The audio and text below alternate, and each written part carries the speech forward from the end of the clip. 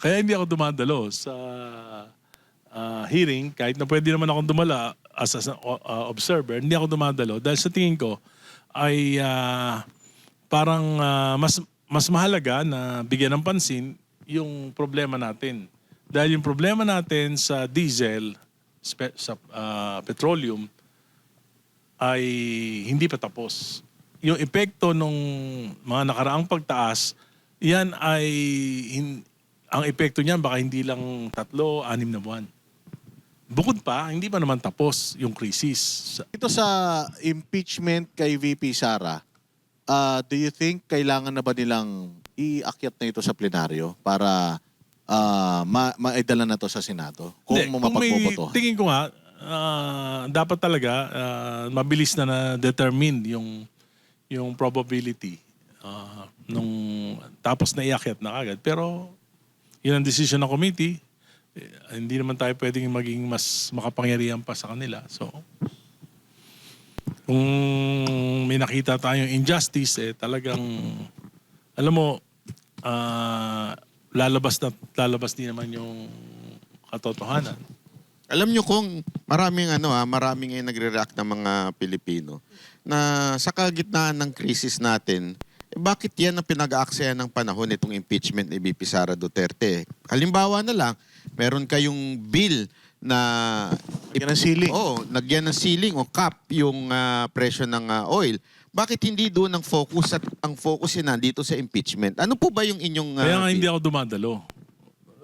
ako dumadalo sa hearing, kahit na pwede naman akong dumala as an observer, hindi ako dumadalo dahil sa tingin ko ay parang mas mahalaga na bigyan ng pansin yung problema natin.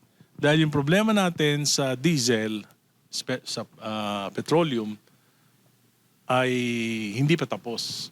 Yung epekto ng mga nakaraang pagtaas, yan ay ang epekto niyan baka hindi lang 3-6 na buwan. Bukod pa, hindi pa naman tapos yung krisis. At ngayon nga, di ba, hindi natuloy yung usapan ng Iran at ng US at may pagbabanta. Kung matutuloy yan, next week, tataas na naman yung presyo ng diesel. Kaya nga dapat pag-usapan natin yung impact, para sa akin ang pinakamalaking impact sa ekonomiya ng bansa, yung diesel. Kasi we're consuming 33 million liters of diesel every day. Yan ang pinakamalaki. Yung kerosene, yung mga gasolina, konti lang yan. Diesel. At yung diesel, dyan yung buhay na ekonomiya at nung pang-araw-araw na kabuhayan ng mga Pilipino.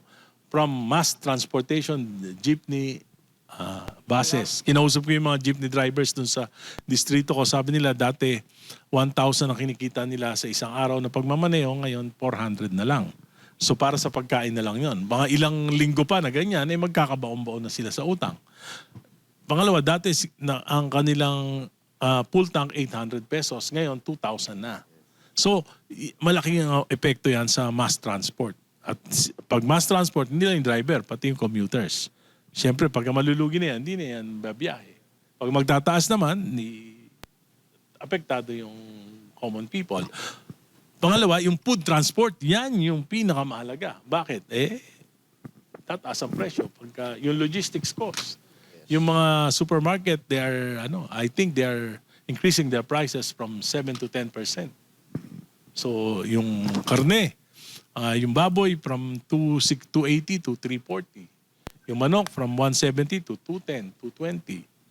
Yung bigas, dati makakabili ka ng 30 plus. Ngayon, pinakamababa, 48 pesos. So yan yung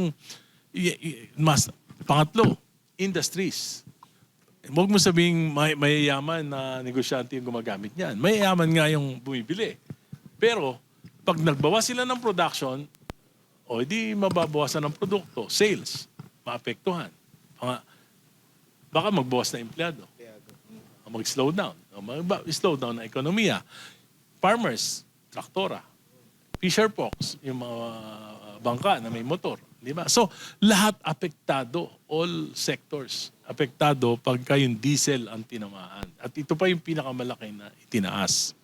So dapat dyan talaga sila nagpo-focus. Kaya nga sabi ko, kung meron naman nangyari sa South Korea, ang ginawa nila, nilagyan nila ng cap yung diesel prices, yung fuel prices. 74 pesos ang diesel doon. So tuloy-tuloy yung ekonomiya nila. Hindi nagbago. Sa Taiwan, 75% nung pagtaas, sinagot ng gobyerno. Kaya ano nangyari?